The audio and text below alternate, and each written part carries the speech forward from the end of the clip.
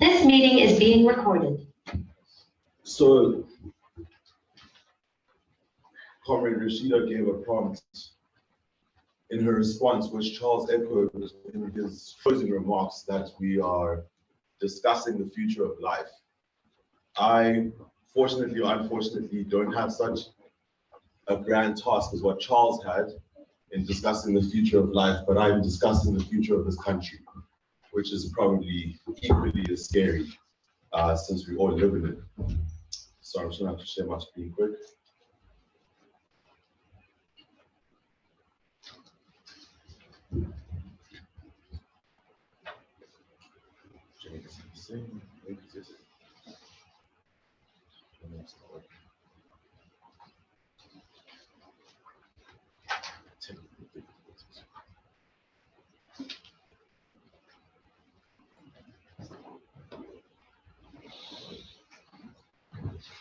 I'll control your time. Okay, I'm going to be very quick. It's just this link is not working, so I'm trying to re-enter.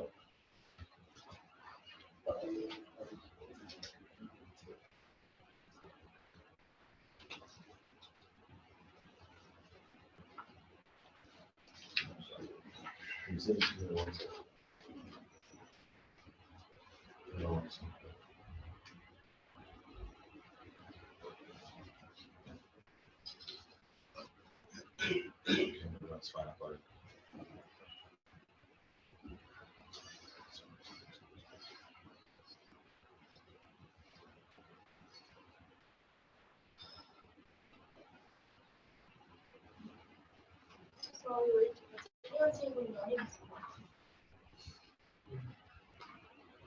Because he's staying. Oh. We should find out. Maybe there's something wrong with him.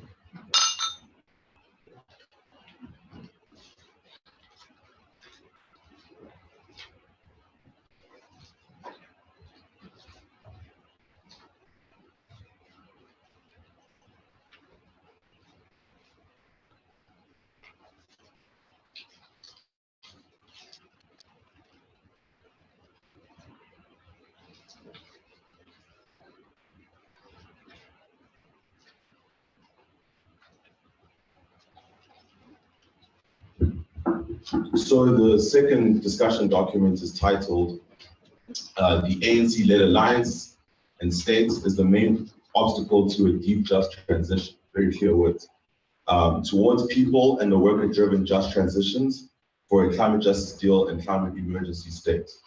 So we're taking all of the big context that we've spoken about from yesterday, a lot of what Charles has brought also to the table in today's first discussion, and we're contextualizing a lot of that within the South African case. We're looking at our past, we're looking at the present, and we're looking where we're going. So we're going to begin with a little introduction. We're going to discuss ecocide question and ecocidal capital in South Africa. These words, some of them may be big words, but these are important words for you to know as a climate justice activist. We need to know the terminology. We need to be able to name and face our enemy. I think this is what it requires for the kind of deep, activism that we're doing in this space. When we leave these rooms, people outside, they know what they're going through, they know what they're experiencing, but our work as activists is also to channel and to clarify also so that they can understand why what is happening to them is happening. Then we're going to go into the ANC Alliance Class Project and post-apartheid state formation, giving some context with regards to the failure of the ANC government post-apartheid, what it's done, and what it's led to, reproducing accumulation through ecocide and carbon capitalism, the system that we're living under, the way in which it's also entrenches this destruction of our planet, the general crisis of social ecological reproduction in South Africa, to put in basic terms, the conditions that people are going through and struggling through, the key conjunctural moments in our country's history, and then finally towards a people-driven climate justice deal and a climate emergency state for South Africa. So to begin, the ANC-led alliance has obviously been the most dominant political force for the past 3 or so decades in this country.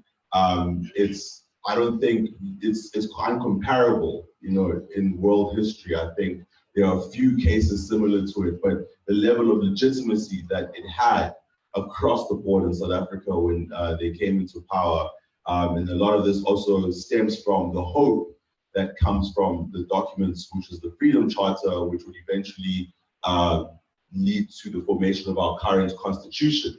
So there were high expectations for what the government was supposed to do. Everyone had an understanding of the level of transformation that they wanted from the government when it came into power, particularly addressing the legacy of brutalization and dehumanization that had happened under racial and gender oppression through the colonial and apartheid states. People lived through that, and people believed that they would see that state and that society change when this 94 had occurred. But the politics of polarization that the ANC has, released onto society through its failures actually threatens the future of this country. I think if someone had said something like this before in the past, most people would have been saying, oh, maybe you're being a bit, melodramatic. But I think what we all experienced last year, you could see that things are just building and building and building and building up without any release. When you have former President Thabo Mbeki coming out saying an Arab Spring is going to happen in this country, it shows that even amongst themselves, they are aware what they've done to the country and how much they failed to be able to say that we are at that brink of revolution. So the strategic argument of the Climate Justice Charter, why we're here, Climate Justice Charter movement, to put it simply, how we are looking at this big problem and what we're trying to respond with it is that the climate crisis affects everything. Therefore, we must respond to it with a plurivision, that is the Climate Justice Charter, in a transformative manner, which will ensure and build a livable, just, safe, and deeply democratic country. So it's good to start there before we get deeper into this conversation to remind ourselves that, amongst all the doom and gloom and the weight of when we're talking about these problems, so we can clarify and understand what we're grappling with, that we're coming with a message of hope. That's what's brought us all into this room. So we need to keep that in the fore, and we need to lead with that amongst all of this, we're leading with a message of hope. Basically, a new South Africa beyond the ANC-led alliance and the current nightmare is possible. That's what we're trying to say to people outside of this room and in our communities and institutions where we find ourselves. The climate crisis is worsening. The past day or so, we've really got into depth with regards to how that looks, what that means. We spoke about the extremes yesterday, and it was a jarring kind of scary way to start everything with that presentation. But I think you could see the way in which we responded to it throughout also means we face the reality of it, but we're not overwhelmed by the reality of what we're facing to the point of inaction, which is the reason why we're in this room also. And it's also important to remind ourselves also not to be so overwhelmed that we don't act. And as carbon emissions continue to rise in this country, globally, we also have to remind ourselves that South Africa is a hotspot. So 1.5, which is the optimistic goal at which we're trying to limit warming, is 3 degrees in this country. So we're already within it right now to a greater degree than most parts of the world. And despite our country being part of these climate negotiations, we also know that we've not taken mitigation seriously. The country has not taken adaptation seriously, or limited the government rather. And more generally, the deep just transition is also not being taken seriously. And the PCC, Presidential Climate Commission critique session yesterday really went into that in a really good way. The ANC-led alliance is also engaged in performative policy gestures about climate. I think to go further, I'd even say not just the alliance, but our current president. If you follow the timeline of his entering into the seat of presidency, his first State of the Nation address before he was elected in 2019, he's consistently spoken about climate. He's made it, he has a couple of talking points, and climate has become one of those rhetorical, performative gestures that he's been consistently speaking about, but there's been little action. So I just wanted to point that out also, that it's not something that is not being acted on because they don't even consider it. No, he puts it front and center in all his speeches, but the lack of action is very telling in terms of the purpose of that rhetoric. The ANC state has also been an important facilitator I'm trying to use simple words, but it's been an important facilitator within the global power structure that has been pushing and adjusting economies around the world for the past couple of decades. We've had a very important relationship with global institutions which are understood and associated with the crushing weight of neoliberalism, such as the IMF and the World Bank. This has also meant that the way in which the successive governments since '94 have changed and translated and articulated and described or structured neoliberalism into the South African context has also looked different. During the early period of Nelson Mandela, there was a neoliberal structure with rainbowism of that early euphoria of '94. The Mbeki era had the African Renaissance, where they were trying to push it to the regional and the continental level. Under Jacob Zuma, we saw the beginning of the green neoliberalism and also the radical economic transformation, resource nationalism, everyone must eat. The extraction of wealth from the land became another avenue through which that must be ramped up. And then under our current President Cyril, we've seen this South African brand of neoliberalism mixed in with the anti-corruption fights. Which brings us now to the ecocide question, ecocidal capitalism in South Africa. So the ecocide, when we're talking about the ecocide, these are important terms. We're talking about the mass scale destruction of human and non-human life through the historical unfolding of the logic of capitalist accumulation. So we're going to walk through these terms. We're going to also, walk through this history to express what this looks like. What does this mean? So this logic of capitalist accumulation begins and is rooted in the colonial encounter. From the moment Jan van Riebeeck and the Dutch East India Company arrives in this country, that's where that thinking, that context begins. And the legacy and that history and what this logic has meant has been genocide, it's been species extinction, it's meant slavery, biodiversity loss, super exploitation, ecosystem destruction, and appropriation of our natural resources, and industrial scale violence, including wars. That's the history of our country, and that's the unfolding of the logic of capitalist accumulation within the South African context. This has also been based on the conquest of nature, people, women, and also the ideas around harnessing technological progress for Euro-American supremacy. It's led to the destruction of the planet, and it's continuing this destruction of the planet. This has not stopped. This is something which has taken new form in the current era. And in the South African expansion of capitalism, it's gone through particular stages. The accumulation began with the enclosure of the commons. This looks different under the beginning of colonialism in this country, when the Dutch and the British are, setting up their positions.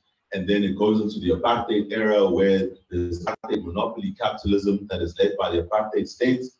And then the Afro-neoliberal globalization of the ANC era, which I just spoke about in the introduction. And when we look closer at this accumulation through ecocide in the country, you notice a couple of things. The Dutch era and the colonial era of the British being the first eras in which this happened. The genocidal violence and ecocidal destruction takes a particular form in our history. You see the way in which that plays out. It looks different when the British have a greater hold of the country.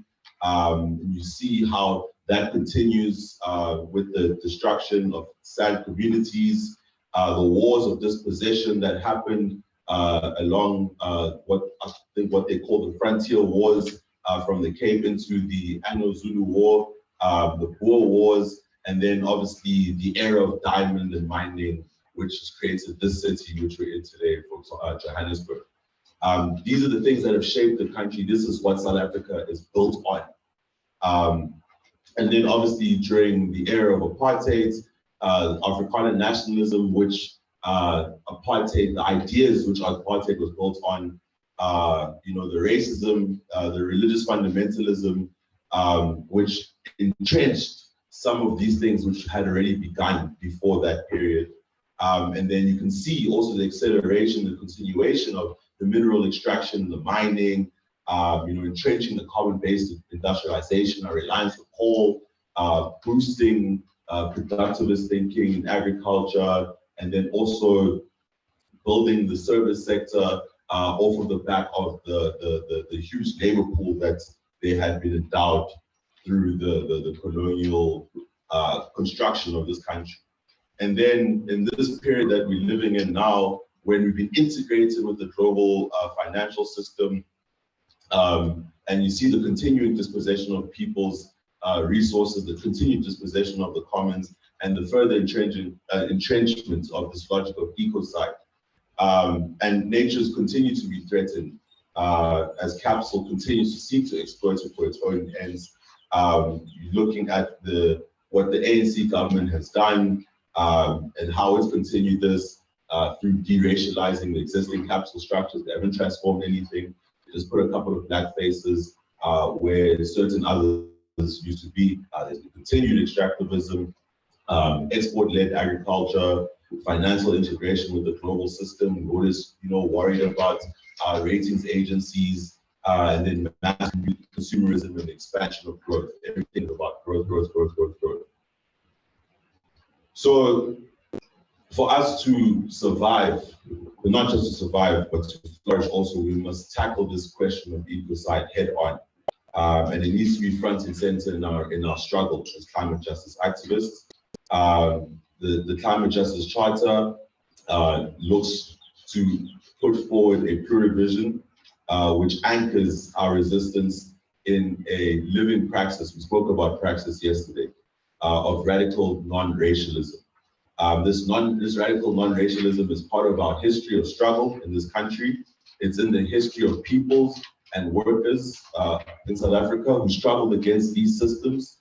And this non-racialism also affirms what we're about. To put it simply, when you're fighting a system, not people, not against individual identities, we're against the logic of supremacy. We're committed to deepening our decolonial critique of this ecocidal capitalism, and we want to build positive solidarities across identities. Through mass resistance, this is how we make sure that the Climate Justice Charter movement continues to build a democratic eco-socialist program to accelerate and deepen the just transition. Now we come to the ANC Alliance and its class project and the post-apartheid state formation. So this is very important because the past couple of days, this past day or so, we've been talking about what we want to do, what we need to do, but we also need to talk about the obstacle, and the state is a serious obstacle, particularly the ANC Alliance and the ANC government, because they will not go willingly and they will not let things change willingly or easily. And I think a couple of comrades in the room spoke about that when they were speaking about the work that they've been doing in their communities yesterday. So the Freedom Charter was adopted by the Congress of the People in 1995 in Kliptown, and it authorized state intervention to establish democratic public utilities and to tackle the historical legacies of oppression that I just spoke about. And even though since the Mbeki era, even now, you'll hear governments and politicians speak about developmental states. We've not experienced a developmental state or anything that looks like a developmental state, if that's what they want. And we've looked nothing like the East Asian countries, the China that everyone wants to be like, or the Taiwan or the Japan. This country has been nowhere close to that. In fact, what the government has done is even to dismantle the apartheid welfare state bit by bit. through the logic of neoliberalism. They've just taken away what infrastructure was already there that needed to be expanded to the wider population, and they've only made it smaller and smaller for fewer and fewer people.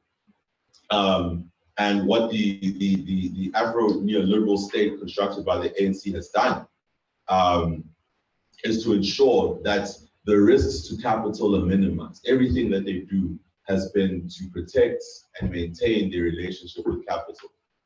So there's the internationalized aspect of that, and the way in which they've sought to achieve this, the way in which they've put forward monetary policy, the way in which they've approached monetary policy by targeting inflation, instead of putting forward an objective that helps to deal with the employment crisis. They've dismantled self-sufficiency in certain state strategic sectors, even selling some of our state-owned entities. And they've also created this culture of capitalist enrichment. Programs such as BEE and state procurements have only been used to promote a culture of getting rich mentality. Everyone's in it for themselves. It's all about making money right now. I think we've all seen various examples of what that looks like. I think one of the more anecdotal ways in which I saw it is people speaking about the car industry, the luxury car industry in this country, and how it actually had a boom under COVID when people were suffering. There were people who were eating state money and buying luxury cars to a point which dealerships in this country have never seen before. That's the level of disgusting, blind, arrogance that is we see being entrenched in our country right now. Under our previous presidents, you saw some of this even going to a whole new level, to the mafia state level. And we all know what that looks like. And it's part of what made Ramaphosa a thing when our current president came into power.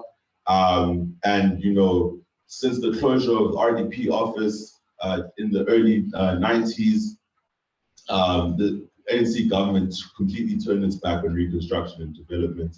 What they've done instead is to put forward this idea of ANC dominance about everything, either through co-option, by dividing people, or marginalizing and enticing other people through material promises. And the reproduction of accumulation through ecocide and carbon capitalism. So this translation of neoliberalism into this Afro-neoliberalism that we've seen our government put forward happened through a number of different, policy industrial programs. The financialization of our economy that started in the 90s, particularly from the beginning with GEAR, all the way to Ramaphosa's NDP. With 2010 World Cup, the money that we spent around that time, even though I'm a big fan of football and I love the World Cup, but if we have to be honest, that was a very, very choppy time for the global economy, and a lot of that money would have and could have been better served in protecting our country and cushioning from the global financial crisis that the world was still going through at the time. A lot of economies and a lot of parts within our economy still haven't recovered from that. Our carbon-intensive economy, 85% of electricity coming from coal. This is obviously something that we've been discussing in terms of the climate question, but it's also the way in which we're so reliant on this form of energy. You can see what we're going through right now in terms of when it doesn't work in our favor. And the government still has more hopes to ramp this up, not just with coal, but with oil and gas also. And our previous presidents, coal production revenues hit new heights.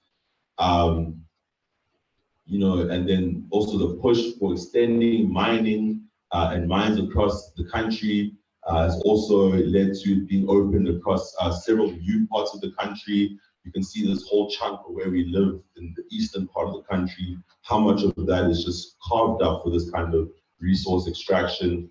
And then this is also being extended to the ocean now with Operation Paisa. The way in which the ocean is understood and spoken about is this new terrain, this fresh territory for us to exploit and to reap economic benefit from. And then to the general crisis of socio-ecological reproduction in this country. When you're talking about that, to put it in very simple terms, we're talking about the ability of workers and people within the natural environment, their ability to maintain and produce their way of living. South Africa has not recovered, as I was saying, from 2008 financial crash. We've gone through all this decade of just backsliding, and then we got hit with COVID. And you'll keep hearing about a sluggish economy. The economy is slow to start, but the economy has been on life support for some time now. And we need to face facts that we need huge transformation if we're going to see any kind of substantial change.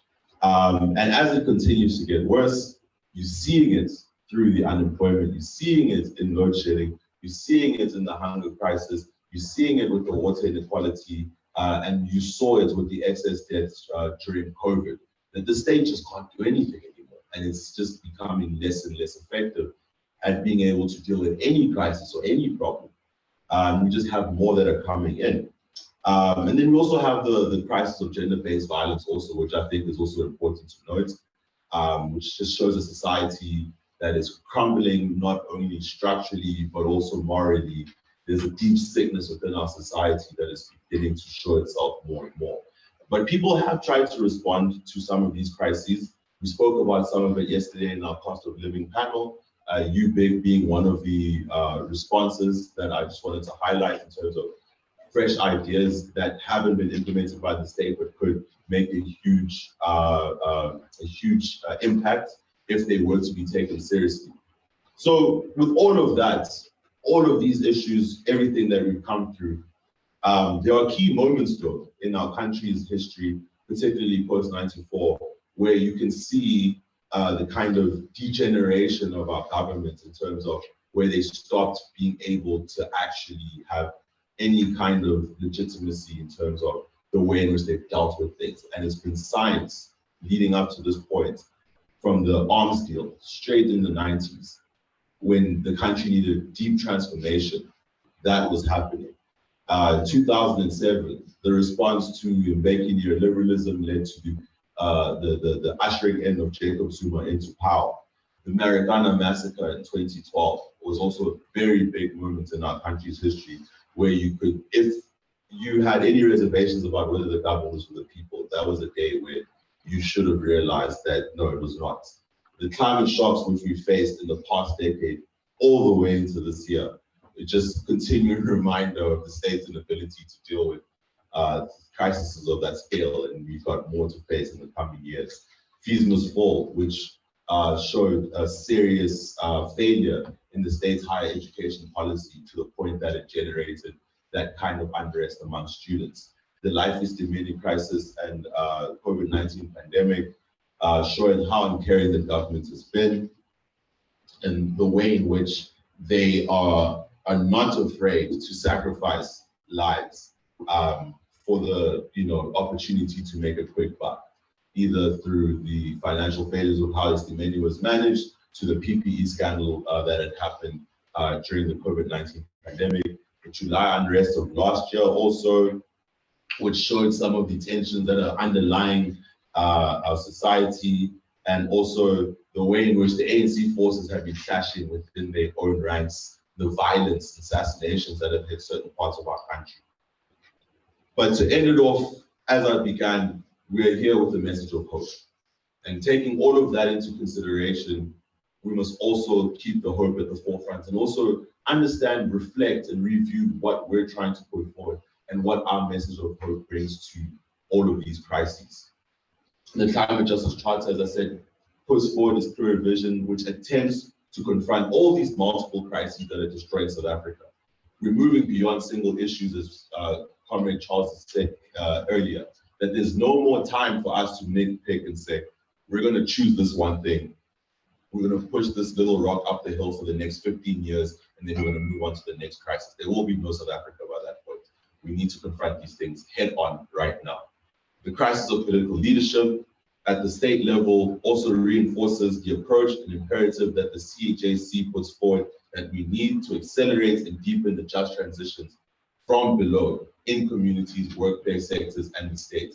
as we spoke about yesterday with the the Presidential Climate Commission critique, that if we accept what the government is giving to us with regards to its just transition plans and its just transition perspective, it's based and premised on a business as usual ANC government can get this done. And if you believe that, it's never going to happen. We need self-resilience. We need communities and workplaces, sectors to be able to do it. And then the state will meet us there also. The state also has its role, but we need to see it also happening from below. With people in worker-led power at the basis of the CJCM politics, we also call for a climate justice deal in this country, which has to be read with its goals and principles of rethinking the ecocentric living and pushing decolonization in this country. The policies and the economy that we want to be put forward in this country has to be one which fundamentally deals with everything that we're speaking about, what I spoke about at the start with regards to what lies at the foundation of this country, what has been happening from all these successive waves of colonization, apartheid, to the ANC government's failures. We're not tinkering and pushing and you know, adjusting here and there. We need a fundamental transformation, or else this country will collapse. We can't have the arrogance to think that South Africa is a special thing that will be here until infinity and will survive under these current conditions. This country is buckling under the weight of these crises, and we need to transform it fundamentally. The CJ deal for South Africa will also be designed as an intervention at a macro level. And with the policy thrust that I was speaking about yesterday, are trying to deal fundamentally with all of these things. We want to deal with the structural issues that are gripping our country at that level. And that's why the umbrella framework of the CJ deal is dealing and thinking about things at the level of communities, workplaces, various sectors, and also the local government level. And finally, the Charter also sees and envisions a transformation of the state from below through people in worker-driven power. It wants and puts forward a new vision and a conception of a climate emergency state, which I think after yesterday's discussion, we understand that we need.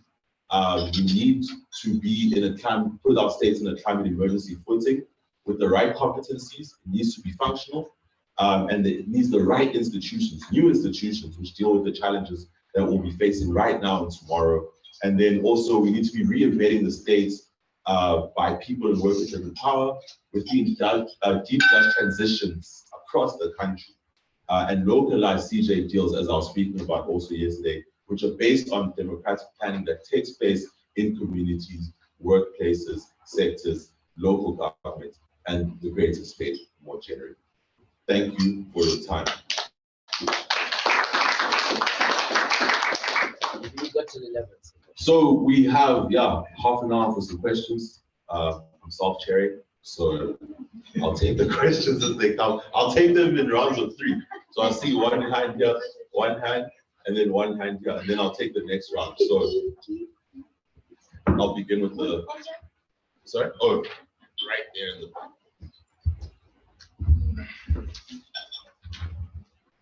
Wanda, I'm used to stand when I'm speaking, comrades. I think it is also a way of showing some respect. You know, in Limpopo, respect, and respect. That's how we do things there, comrades. Comrades, I'm not going to, obviously we can spend the whole day and night here talking about what is happening in this country, this country for our forefathers. There's a lot, really, I must say, comrades, to engage on. But if we can go back, and in 1992, when the ANC adopted the policy document ready to govern, the ANC really was not ready to govern this country. And the same was acknowledged by Comrade T.M. of the ANC, the former president in Nazareth in 2017, that the ANC was not ready to govern.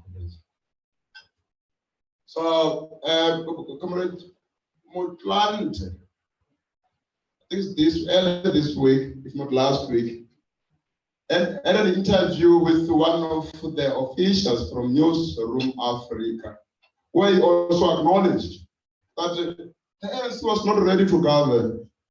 You can see what is happening. I mean, in the Northwest, and the Northwest is on the verge of collapse. I had the Comrade Awande was saying that otherwise this country will collapse. Comrades, this country is on the verge of collapse. You've seen in Galaga Estate, there was the Labour Federation Congress there. Workers are angry with their own ANC. They did not allow the ANC to speak there. Comrades, I think this is a good cause. And it is up to us whether we are going to allow this country to collapse. For the first time, on the 1st of November, last year was the municipal elections, local elections. The ANC lost to more than 60 municipalities, 66. So that is a sign. I grew up in the ANC. I joined the ANC when I was only 15 years. At 16, I was the deputy secretary of the ANC in Awande. So for us, really, I think Comrade Vish spoke about that to say that we really, because all these people never failed, including the political parties in the National Assembly, we need to start a new path. And I think this is the new path. And maybe in conclusion, because obviously we're going to speak the whole day here, when we go back, in our constituency, let's go and intensify our struggle. Let's go and set up forums there. Let's go and build an organization. So that when 2024 comes, we are ready. Thank you very much. Thank you very much.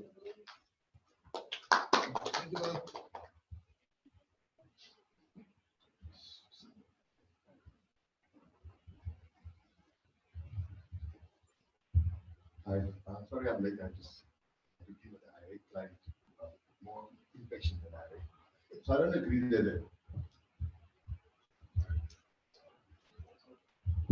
So I don't agree that the ANC wasn't ready to govern. I think it was ready to govern, just wasn't ready to govern according to revolutionary ideals. It shows a neoliberal and liberalist view from the very onset.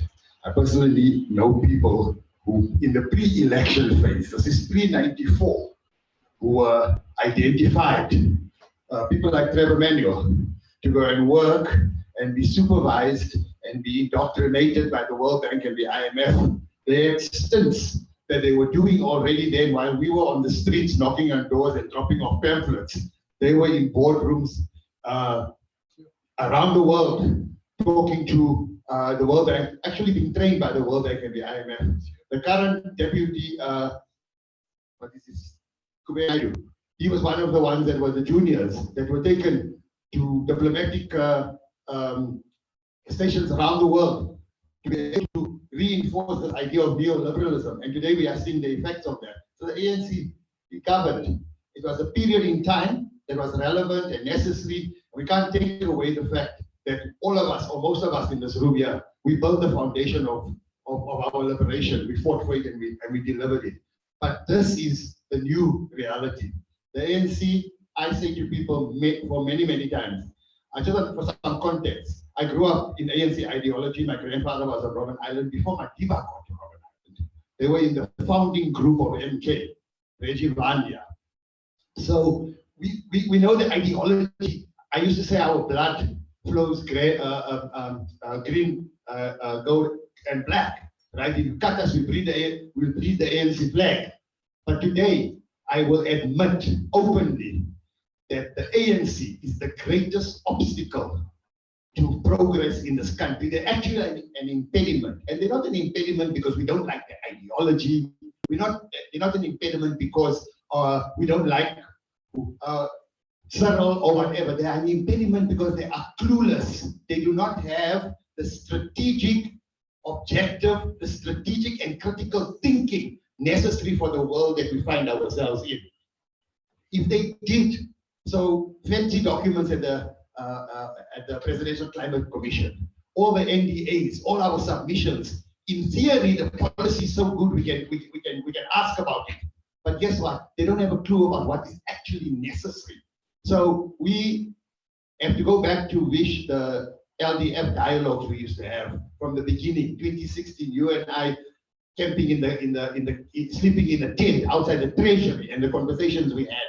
The conversations we had is, how are we going to build an eco-socialist movement in this country that will be delivering on the precepts that is recognized and required for today's world. So we can have this discussion about whether the ANC is relevant or irrelevant. I mean, it's evidence that they are irrelevant, and we have to go back to the drawing board and rebuild it. So I just want to close by this. Somebody told me many years ago, and for me it was the penny that dropped. It said our liberation and democratic movement was like a trip we take into Durban or to Cape Town. Let's use Cape Town. And we have a vehicle, and the vehicle breaks down after Bloemfontein. Right? We have one of three choices. One, we can cancel our trip. Two, we can fix the vehicle. Three, we can get another vehicle. That journey is democracy. So the trip is democracy. We can't stop that journey. Can this vehicle be fixed? We've tried and we've tried. It's a jalopy. Now it must be scrapped and we have to get a new vehicle. We have to build that new vehicle now. Okay, so we have to ask ourselves, what are we going to do?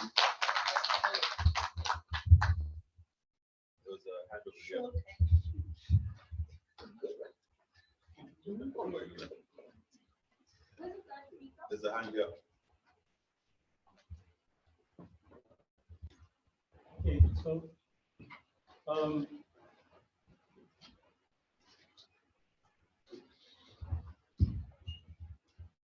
I think the elephant in the room for the ANC and for the country and for our communities, and we deal with it on a daily basis, is, and you mentioned it towards the end of your presentation, is the moral struggle. So the ANC has evolved into a gangster mafia state movement. And that is because of the lack of moral integrity. Everything else, the leadership, the quality of the leadership, we can criticize all of that, the vehicle, all of it. But if the movement itself is captured by, and we talk about global market capitalism, but we're not talking about international crime syndicates. We're not talking about how crime itself is the destabilizing factor.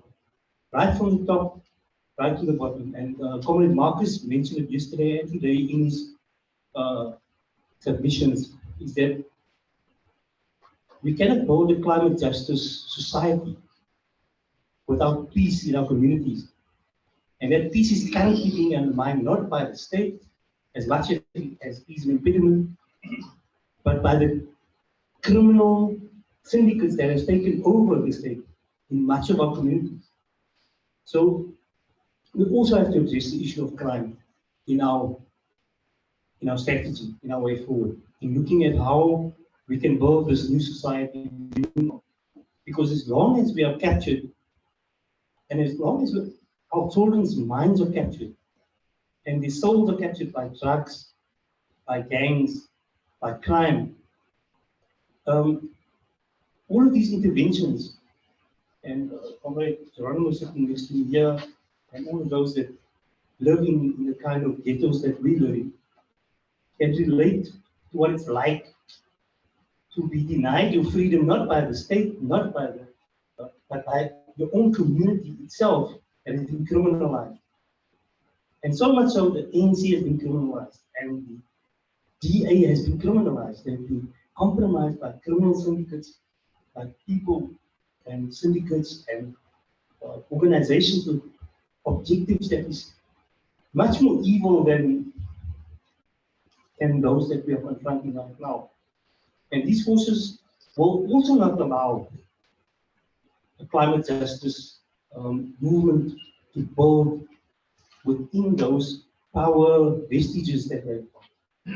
And the power vestiges is deep within the state, deep within your municipal boards, deep within your structures, deep within your government departments.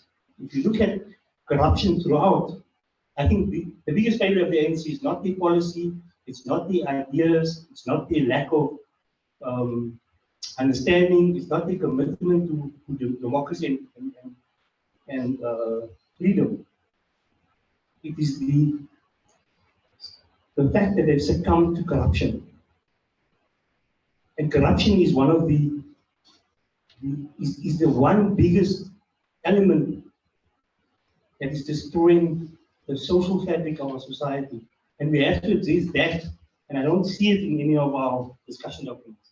So I'm saying that the fact that you mentioned that is a moral obligation and a moral impediment that we have to restore the dignity in our communities, in the society, and our movements. And that is why we're seeing the political assassinations of so many of our comrades. Basanzari comrades have had 3 assassinations of the leadership in 1 year, in this year. 3 leaders were assassinated. So the reality is that we also have to deal with crime and corruption and how deep rooted it is before we can really succeed in engaging in these real necessary issues. But it is an evil force that is destroying our society, our leadership, and our communities. Any other hands? Is one here, on one over there. Okay, we'll come like this. You can start. Thanks. I just want to pick up some of the things that the last comrade raised is missing in the paper. I think if we are going to look at the failure of the state, then we need to also look at, in the paper we're missing this, the base of ANC's votes comes from the rural areas. The urban blacks, the urban tables, as Zuma said some years back, are problems for him. And the problems for the ANC because it's the urban elite that can actually think. It's the urban worker that can actually think. And I think, the fact that the rural vote is where they get their bases, whether it's in the Eastern Cape, whether it's in Limpopo, whether it's in Mpumalanga, we need to actually capture that in the paper. The second part is how the ANC actually does its business through patronage. So leadership in the ANC have a whole patron approach to the electorate. And I think that whole thing on patronage and how patronage actually keeps people in poverty needs to be looked at. And that's where the ANC has gone wrong. Now, I know we talk of deals because it's a 21st century thing. We get a lot of deals on if we go on to Uber Foods and other things. But it is my view that if you put lawyers to deal with the economy and not justice, you end up with deals, okay? And I think also the way we've put this, we're talking of a climate emergency state.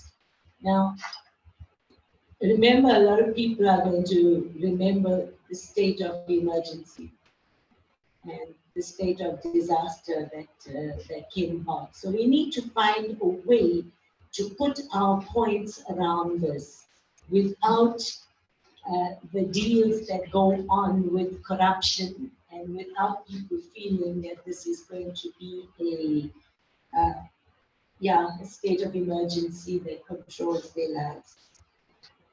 And it doesn't seem to come out, and I think we need to think that topic through. In a sense, if we look carefully enough, the whole issue of policies that's coming through its lip service. There's a failure in the state to actually manage policies. And one of the reasons why there's the failure on delivery is there's no harmonization of policies. There used to be a clearinghouse at some stage in government around policies, but it's not there.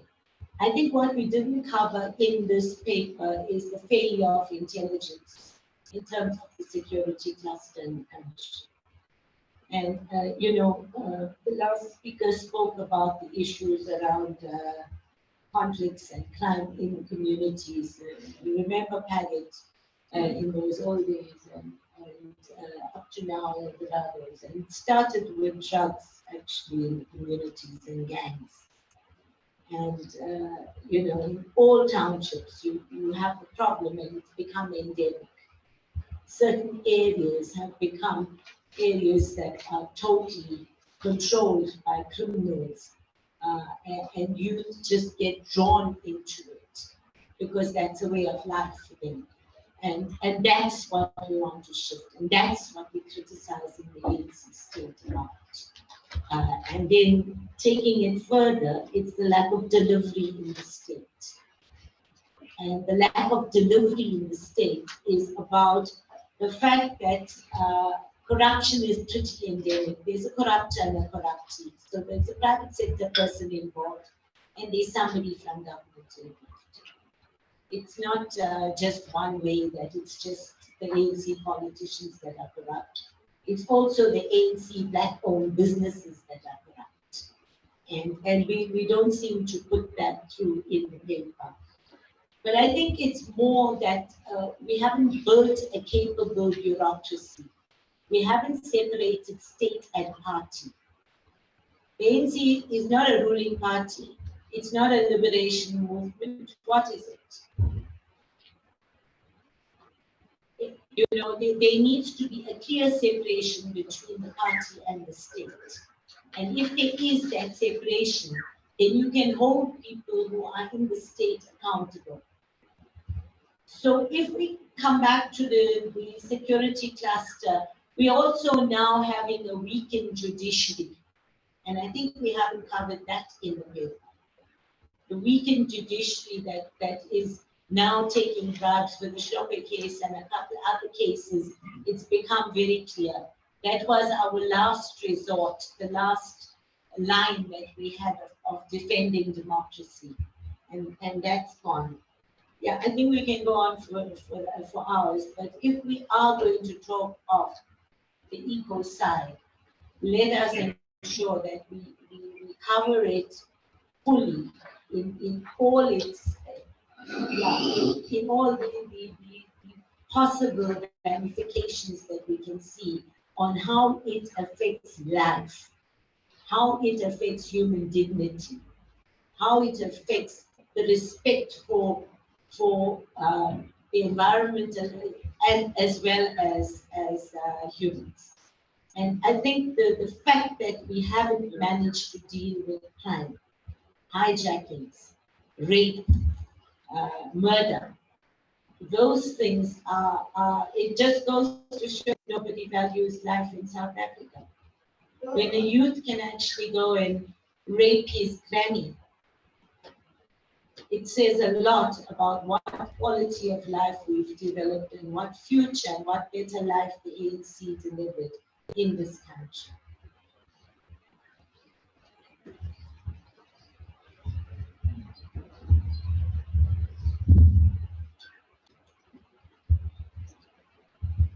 Thank you. Let me try to stand. Respect my cooperation. I would have difficulty, but for right now it's good for me to stand. Again, thank you. The thing about the title of the paper is The Alliance, and we spent, we spent hammering the ANC, and I'm not here to defend the ANC. But I think I was inside the labor movement when the idea of the alliance was being debated. And when we go into the alliance, the ANC is but one part. Remember, it was still in its formation, whereas we had inside the country, we had the mass democratic movement and so on. And that was really the power base of the ANC. The thing about ready to govern and all of those papers, a lot of those things were discussed in regional congresses, in shop stewards' councils and so on. They probably went through a great deal of debates and discussions with workers. And then if we really want to be honest with ourselves, and that is, and you want to move into a just transition, a people and worker driven, if we don't learn the lessons of what happened to that alliance, inside that alliance, it's very likely that we'll be repeating mistakes, because the only way you're going to deliver a people and a worker driven transition is if you are prepared to do the hard work, my dear colleagues. What is that hard work? That hard work doesn't come through Facebook and social media and WhatsApp groups and so on. It comes through organizing. It comes through going and working with people. It comes through having connections, deep connections with people on the ground, and respecting those self-organizing capacities of the people. That's the only way. You can call it what you want. You can come up with the most brilliant direction. Ask Vish, he will tell you how many times the left in this country came together. Here in Johannesburg, came up with many, many declarations, wonderful ideas of cascading into provinces and locals. And as they were going into Bloemfontein or into the Eastern Cape, those movements dissipated into thin air. So that's the thing. This is not a warning. This is learning from history. Learn from that alliance. I remember in 1997, we drafted a resolution. I was in the NUM at that time, and it was called a popular movement for social transformation. That was meant to be led by the alliance. Who the alliance was, it was the party, it was the ANC, it was COSATU, and it was SANCO. Those are not paper organizations. Just think about that. So I'm saying that when you move from that, and in your conclusion in the last page, in section 7, you speak about towards a people's-driven climate justice. This is so important. It can't be that a few people, like COPAC, like all of you gathered here, can take such an important issue and make it your own. And you think you can drive this. Really, I'm being honest with you, comrades. You have to start looking at where the alliances can be recreated. And that is hard work. This is hard work. It's not going to come, as I said, through your social media strategies and so on. You have to go and talk to people. And when you speak about people in rural areas, you have to go, not only talk, you have to go and listen to the people. That's all I'm saying, comrade. So this is hard work. So, and it's so important. Don't take this and relegate it to papers. See if you can find ways, really. And we have, when you speak about the ANC, in 1997, the ANC transformed itself under the leadership of Kgalema Motlanthe, from being a movement to being a ward-based party bureaucracy. Right? So the idea of a movement that many of us, we speak about being members of the ANC could command intellectuals, scientists, trade unionists, leaders, farmers, and so on.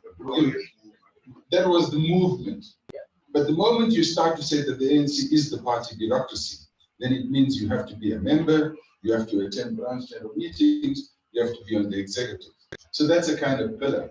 It has reduced itself. To recreate the idea of movement in our country. That's what I'm saying, correct? And it's such a wonderful thing to do. And there's so much that we can learn from the alliance that hopefully we don't repeat again. And it's actually, it is, I think, our historic responsibility. And that is, so the question is how? When you're speaking about programs of action and so on, it's very important that we don't try to reinvent the wheel, but learn from that history so that we're not repeating itself. The last part, I just want to say, words are very powerful. Concepts are very, very powerful. When you say our country will collapse, I want to respectfully disagree with you. You know, the thing is, many years ago, I had a comrade of mine was in the forefront of a global organization that was an environmental organization. And in a discussion, it was talked, people, the idea of we must save the planet. And I challenged that. The planet was here long before we came. It's gone through millions of years of change, billions actually. It was about saving humanity. So when we say our country is going to collapse, South Africans or South African society or Southern African society might wither away. But the mountains, the rivers and all of those things might still be here. We might be gone.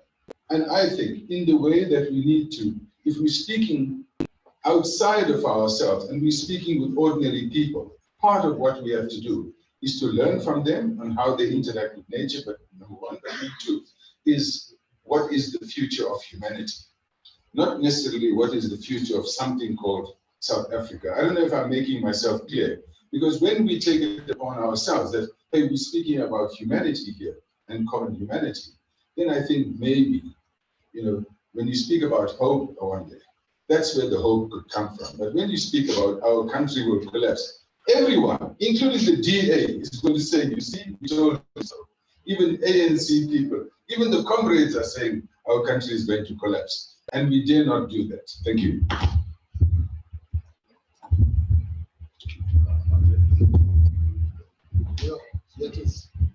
I'm going to take, sorry, just quickly, then we've reached 11, which is tea time. So Andre needs to go next, and then we've got another hand. I just want to see if there's anyone else who wants to give an input before I give my response, so we can close for tea. Okay, Andre. Okay, I think I must stand as well, just to show off that the painting kit actually works. Look at the jacket. No, I'm teasing. It was given to me now. Well, it shows what we can do. We go to kids. That's the sister's idea of changing and recycling clothes, upcycling. Yeah. My comment. I hope I am able to put the words together to sort of think of the more spiritual or faith issue around this. Because actually, I've always thought it must be so difficult for a white person, and any of us that might have a little bit of white or European influence in our veins, to really be honest with with the conflict in our souls. That we actually have to get to the point of recognizing that we were indoctrinated to think that there was a superiorness that comes from European thinking and intelligence. And then you realize that everywhere you go, even this building is called Victorian, all our street names sort of applaud stuff that comes from outside us, comes from a colonial place or Europe and that sort of, and then to realize that the airports, the buildings, the structures, the systems that we have, the currencies that we use, and so forth, there's something wanting. And that we have to realize that at the end of the day, depending on how we believe about the founding fathers and those who have passed on, that we have to look up to the heavens where they might be and say, I'm sorry, Dad, I'm sorry, Grandpa, I'm sorry, our ancestors and founding forefathers, but the systems that you put in place just don't work. It's hurt us. We're at the point where we have to realize that, I'm sorry, we're going to have to tear it down. The system has to change. And this forum is where we're sitting and considering that it's not working, tear it down. I think we're in a good house at the moment under the direction of the CJCM movement that looks at the bigger picture and doesn't look at just one or two key points, but looks at the total package of a system that is found wanting, a system that is not working. It's hurting us. It's hurting our kids. We cannot build any further on this because we're building on the not only the remains, human remains of our ancestors, we actually building human remains of our children. I believe that so far for this year, so for the last few years, I've been impressed with what has been proposed. I look forward to hearing more, and I look forward to reading from the climate justice charter movement. Thank you. Thank you.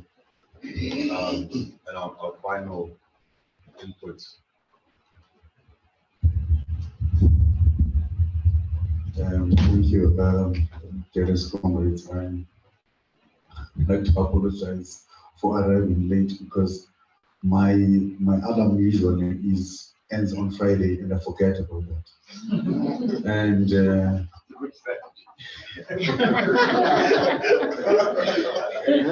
Jane called me and she said, Are you alive? when Robert started the 8th, I said, goodness me. We come from various ideological streams in the country, even as we sit here today. And whilst I understand that people may talk about the ANC, and whilst I understand the program director has put the ANC up there, whenever you do that, whether scientifically or not, you're actually using it as a base, as a reference point. And I would understand that and agree with that because they formed an alliance. As soon as they formed an alliance, then it means that whether along the years they were right or wrong, we can learn from that because then that becomes your reference point. Ask any researcher, ask any fish and academics and all of them, they know that. Now, the point that I want to make, there's many things that I've written, but I think that they're not for today. But I think that an organization like COPA and also the CJCM, they ought to be defined as the new vessel for truth, a new vessel or a reservoir of new truths or synthesized truths. Because then when you look at various truths, whether these are of a pre-colonial time or post-colonial time, you'll have to reach a point where you say, maybe we need to stand. Because even waters from the mountains and their tributaries, there's a point where they stand. And I think that workshops like this represent that moment in history or a phenomenon where we stand and we say, we need to look back truthfully in our history and see to what extent have we moved and where must we go? Because I mean, even the Israelites in the Bible, they spent 40 years in the desert, while simple they could have taken 40 days for them just to cross over to Israel. And I think that part of that is our failure, either maybe us, maybe we'll be failing ourselves. However, we need to develop principles that will make us not to fail. And one of those things is we need to understand the imperialist purport. Whether this imperialist purport was pre-colonial or post-colonial, we need to understand to what extent are they still making us to be weak? To what extent are they making us to miss the point? To what extent are they making us maybe not to move towards a point where we are saying we're rocking the boat? Because the boat must be rocked. We must define that boat. We must rock that boat. If it means that in the final analysis we need to turn the tables, we must turn the tables. But the point here now is that we are in an environment of where people now look at their stomachs. People look at their families, welfare of their families, and what the community there said when we talked about the principles. People now are even afraid of talking about principles, because as soon as you talk about principles, then it means that the politics of the stomach run away. they are not in existence. And we need, as CJMC, we need to understand that that imperialist purport is contained in the colonial archives. If you don't analyze the colonial archives, some of them have been destroyed. But if you don't analyze the colonial archives as COPAC, as CJMC, moving forward, we will fail, we would have failed. We wouldn't have gravitated to that point in our history where our people will look back and say, this is the moment of We have not, we thought 1994 was the moment of It was not. As people, all of the people are saying here, it was not a moment of We need that moment of And CJCM must move to that point where we are going to say it is a moment of Because as I'm indicating now, that imperialist purport, if we don't understand it, whether it's pre-colonial or post-colonial, I mean, even now in Asia, they are actually building up a new movement. It's called subaltern studies. Vish and academics know about that. I'm sure many people know about that. In trying to understand whether we are still in a fixed position in time, pre-colonial, or whether we have moved, whether we moved east or west, or whether that direction itself is warranted. We need to move that. And our policies that we're going to develop from this charter, those policies must talk to a point where we need to move to new grounds, to fresh grounds, so that we are going to say that these are not policies that are actually developed around the needs of imperialists or because of convenience.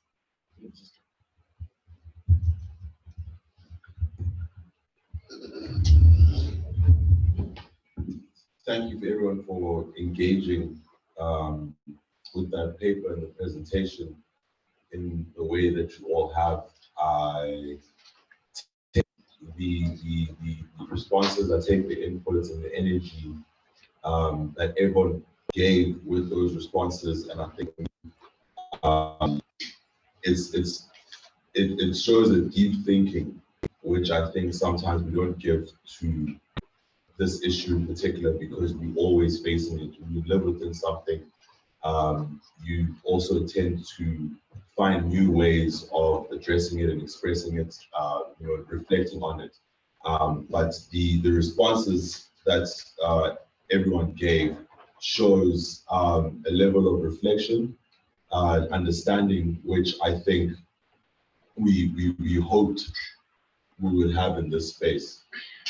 Because it takes these kind of analysis, it takes this kind of, deep thinking that the paper is trying to do, and it makes it easier to communicate it in new ways for other people, because this exercise is part of that reflection of our history, to understand where have we gone wrong, what do we need to do to overcome these challenges. And some of the things which people put forward, for example, with regards to the elements of criminality, I think our next session is going to go into that also, because that's definitely something which we need to contend with, and especially because it is a significant block in terms of our ability to put or implement the new. It's something that has to be grappled with. I also just want to highlight the question of the rural, the rural aspect in terms of how power structure, the current power structure remains in power. I think the last local elections also showed how that's becoming a new divide that needs to be contended with. I use the term new in the sense that it's becoming something which is more clearly,